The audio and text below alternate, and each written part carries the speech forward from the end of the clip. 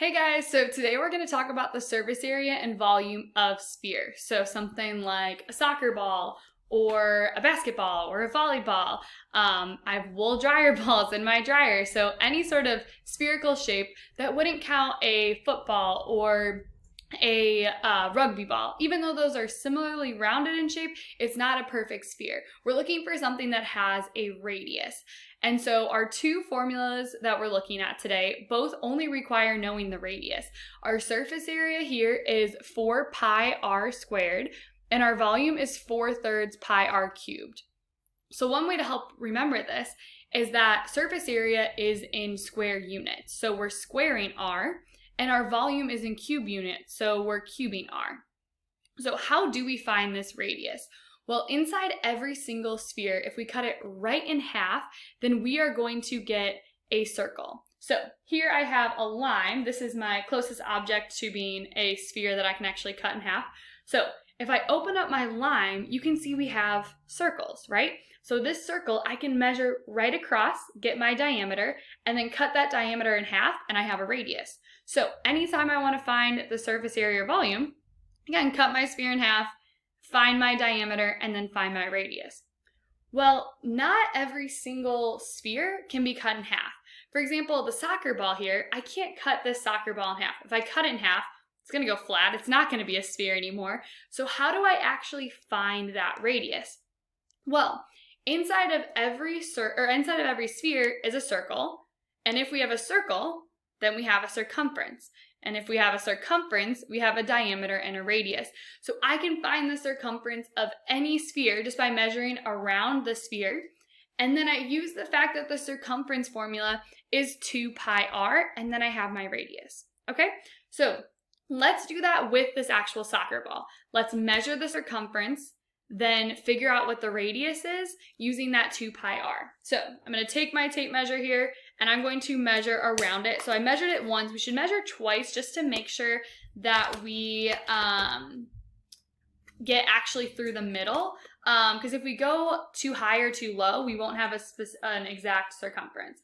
So my circumference here is 27 inches, which is what I got when I measured before this. So we'll say that's a stable enough circumference for us. So I know my circumference of my circle is 27 inches. So to find my radius, all I do is put in 27 for C. So my circumference is 27, and that has to equal 2 pi r.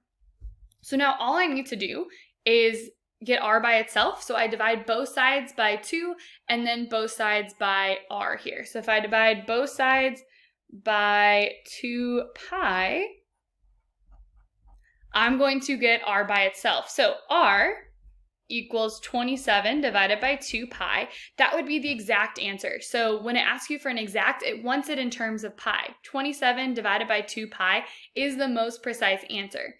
If we look for the approximate, it's asking for a decimal.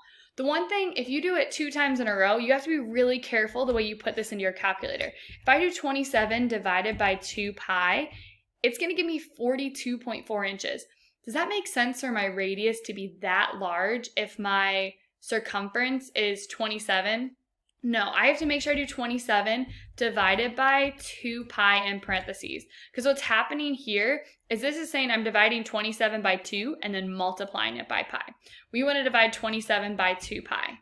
And then we're going to get 4.297. So approximately, this would be, 4.29, I'm running out of space here, 7.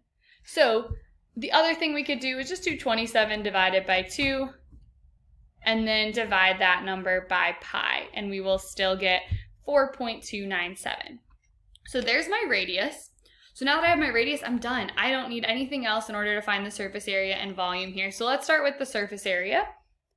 And my surface area is 4 times pi times, and I'm going to use the 27 over 2 pi because, again, that's going to be my most exact answer. And that's what I'd recommend for Math Excel so that you make sure you're not rounding too early.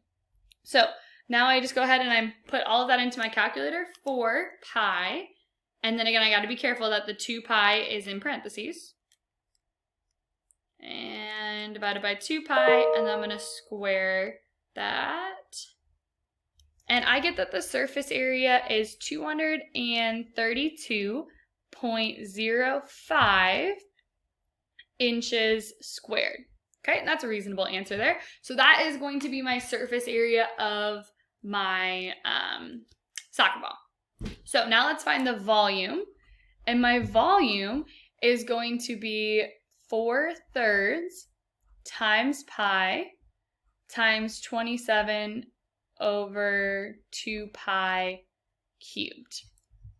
So I would do 4/3 times pi times 27 divided by 2 pi, and that is to the 3rd power.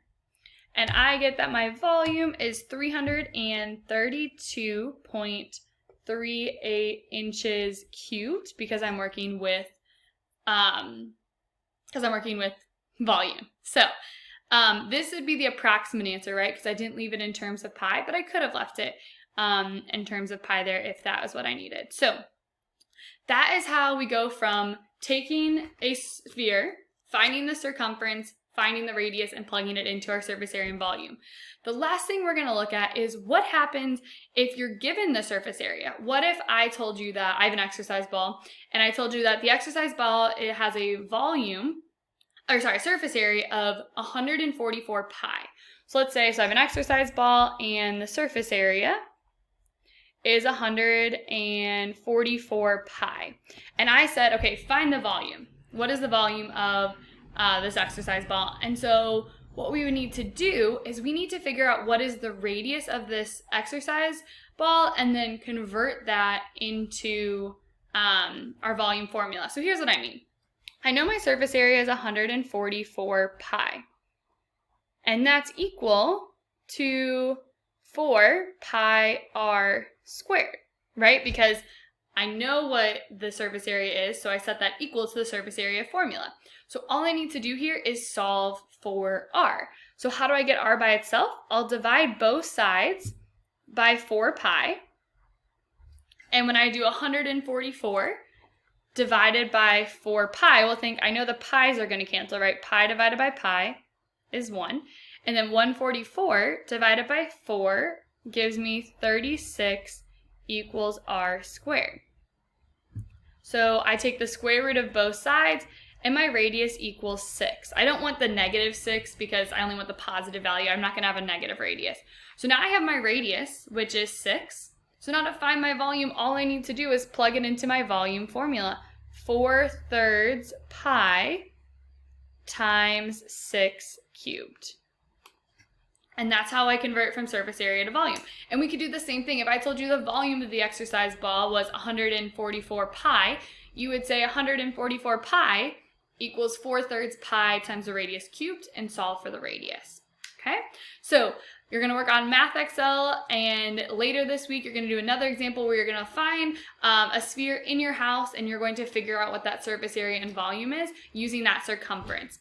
So if you have any questions, hop on to office hours. Otherwise, have a great rest of your day.